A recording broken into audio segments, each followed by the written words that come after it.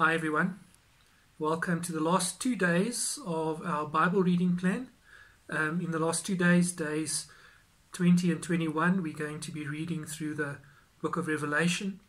Revelation is one of those books that people either spend too much time in or they avoid it completely. It's not an easy book to read, but I'm going to hopefully give you a couple of tools that will help you to read through it much easier. It's impossible to sum up the book in just a couple of minutes, so it's one of those books that you're going to have to read through, probably do a bit of Bible study in, get a bit of information from different sources to get a better insight into what the book is all about. First of all, the book was written by John the Apostle, the same John that wrote the book of John and the books of 1st, 2nd and 3rd John. There are some other speculations that it is a different John the Elder, but most scholars agree that it is John the Apostle. The date of the writing of Revelation, there are two possible dates. The first date is the early date, which is between 54 to 68 AD. This was under the persecution under the Emperor Nero. The second date is possibly between 81 to 96 AD, and this was under the persecution of the Emperor Domitian. John writes this book while he's in exile on the island of Patmos, and he writes it to the 7 churches of Asia Minor. The theme of the Revelation is that it is the revelation of Jesus Christ to his servants and the church. A bit of canonical history of the book of Revelation. The book was the last to be accepted into the Christian biblical canon in the year 419. Martin Luther said that the book is neither apostolic nor prophetic, and it's the only book that John Calvin did not write a commentary on. The style of writing in the Revelation, there are 3 different styles that are used. It is a letter, an epistle like the epistles that we've read through in the last couple of days. It is also prophetic and apocalyptic. It is important that we realize the 3 different styles that the letter is written in, because first of all it is a letter that is written to a specific audience, to the 7 churches in Asia Minor. And the genre is important because it determines the way that we read the literature. You can imagine if you were someone from China and you landed in South Africa, you didn't know the culture or the people, and you were driving down the road and you saw a newspaper headline that said, "The lions took on the cheetahs in an epic battle to the end." You might think that this is talking about real lions fighting with real cheetahs and somebody dies in the end. If you're a South African and you put it into the African context, then you would read this and you would see that it's about 2 rugby teams who play against each other in an epic match, and at the end of the day there is one winner. So when we read through the book of Revelation, it's important for us to realize that it was written to a 1st century audience, and it can never mean anything to us that it could not mean to them. For example, if we look at the imagery in the book of Revelation and we draw it through to our context, and we think that the imagery is that of a Apache attack helicopter or a Spitfire or something like that, that just doesn't work, because the 1st century church would not have had those images in mind. So how do we interpret the Revelation? First of all, the Revelation interprets itself. There are a couple of places where the interpretation is given to John. He sees a vision and then someone interprets it for him. So that's our first point of call, is the Revelation interpreting itself. Then we interpret the Revelation through the Bible, use other books like the book of Daniel, Isaiah, Ezekiel, the Gospels, Thessalonians. The rest of the Bible gives us light on what the book of Revelation means. And then thirdly, we use historical events. There's a couple of views of how to interpret the Revelation. First, there's the historical view, which sees the Revelation as a broad view of history.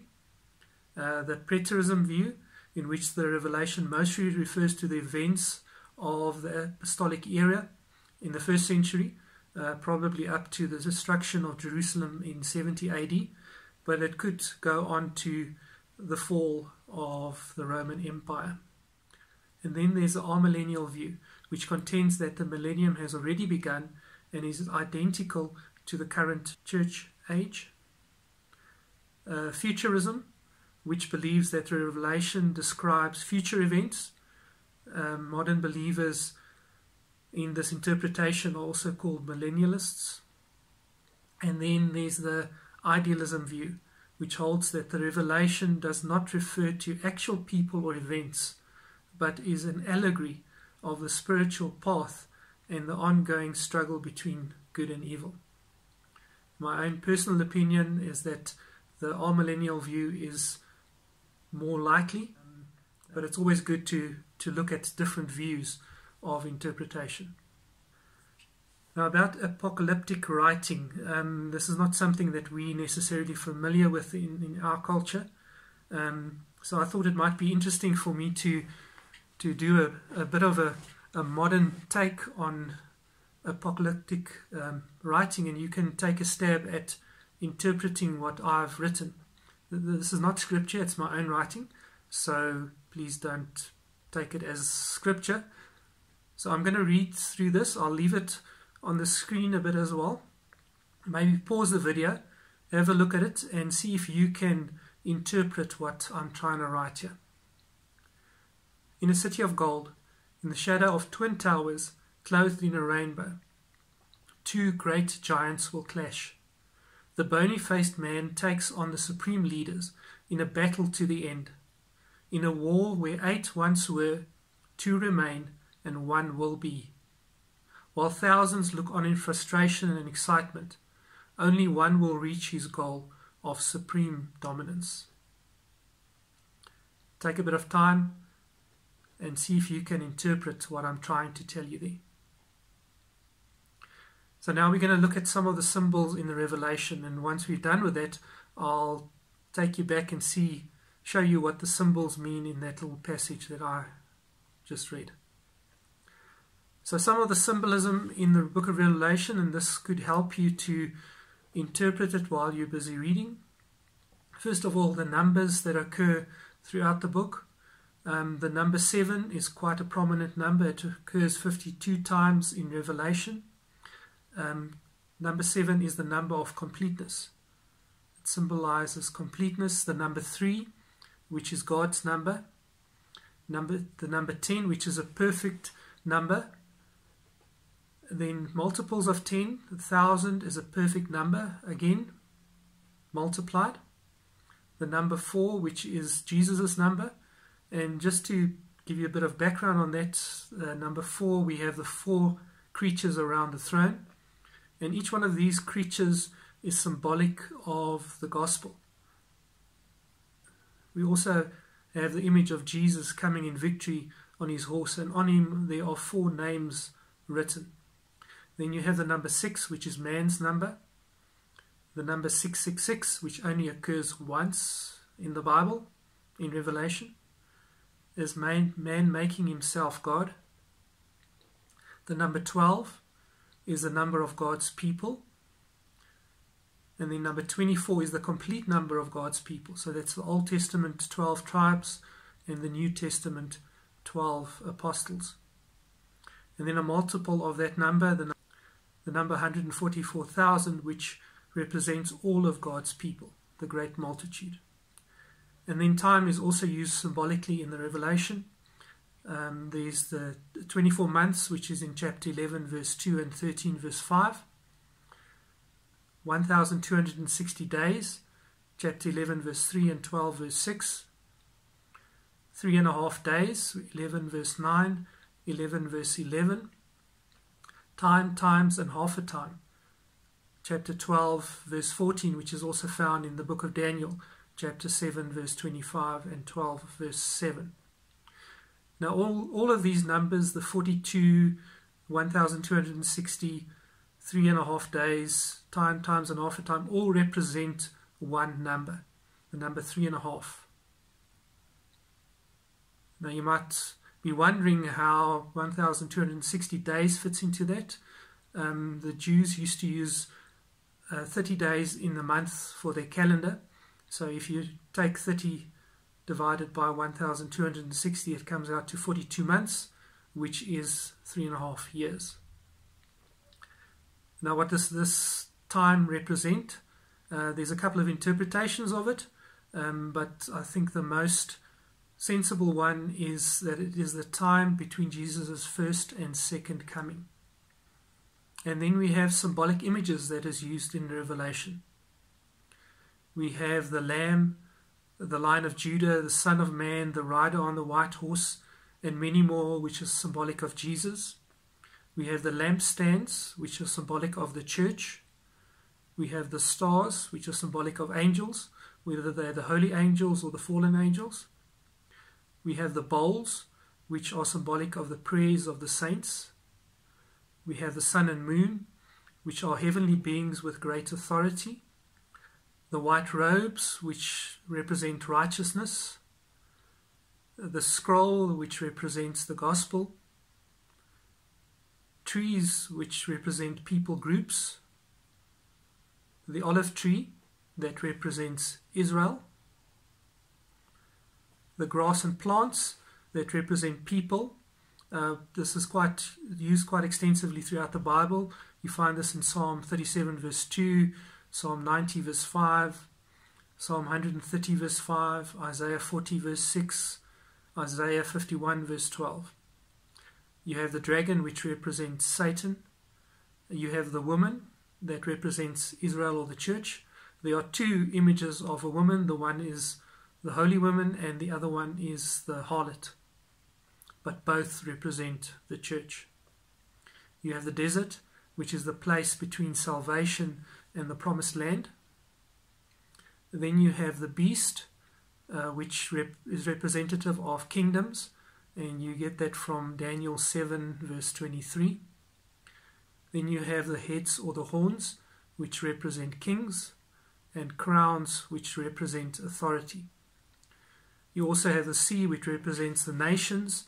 It's a symbol of the spiritual realm or of chaos. You have earth. Earth is the earth or the physical realm. You have the image of Babylon for those who oppress God's people or the worldly system. And then you have Jerusalem, which is God's kingdom, God's glorified people. So if we use these images as we read through the book of Revelation, it will make a bit more sense to us. Now, just coming back to that passage or that piece of writing that I read a bit earlier, let me tell you what that actually means. So if we replace the symbol with what it actually means, then it makes a lot more sense. So first of all, in the city of gold, which represents Johannesburg, in the shadow of twin towers, which is the Orlando Towers, clothed in a rainbow, which represents South Africa, the Rainbow Nation, two great giants, two great soccer teams will clash.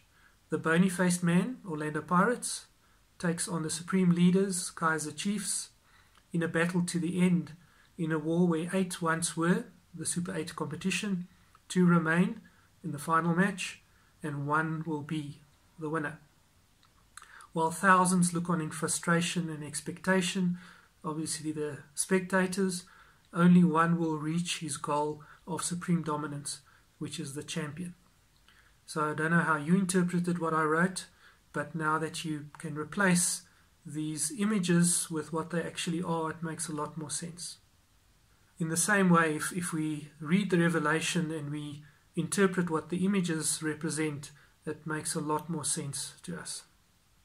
Now, just a quick run through of the book of Revelation. We start off with the introduction in chapter 1, verses 1 to 8. We see that Jesus is among the churches, walking among them, amongst the lampstands. the letters. We have the letters to the 7 churches, to Ephesus, to Smyrna, Pergamum, Thyatira, Sardis, Philadelphia, and Laodicea.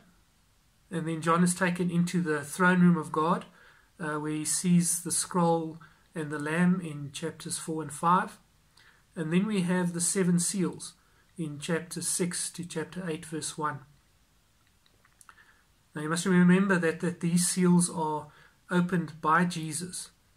So the seals are directly a result of what Jesus has done, that he has taken the scroll, and it's Jesus that opens each one of those seals and the consequences that come from them.